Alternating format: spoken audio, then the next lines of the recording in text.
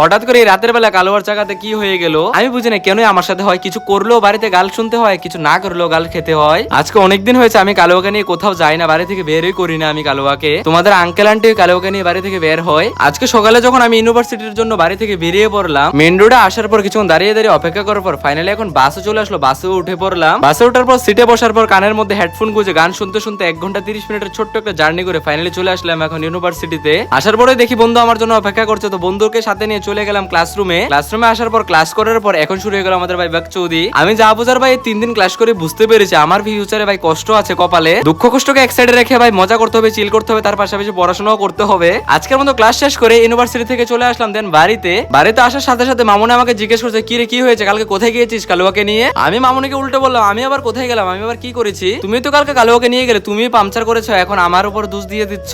এখন আর মামুনির সাথে ঝগড়া করে কোনো লাভ নেই, তাড়াতাড়ি করে কালুয়াকে নিয়ে যাই বাজারে পাংচার সারাতে, না হলে ভাই বাবা আমার রাতের বেলা হাওয়া বের করে নেবে। তারপরে কি চলে আসলাম গ্যারেজে কালোয়ার চাকাটাকে সারানোর জন্য। দেন এখান থেকে কালোয়ার চাকাটাকে সারিয়ে নিলাম। তো ভাই দাবি এখন আমি তাড়াতাড়ি করে যাই বাড়িতে। তোমরা ততক্ষণে চ্যানেল নতুন হলে চ্যানেলটাকে সাবস্ক্রাইব করে ব্লগে একটা লাইক করে সুন্দর একটা কমেন্ট করে দিয়ে যাও।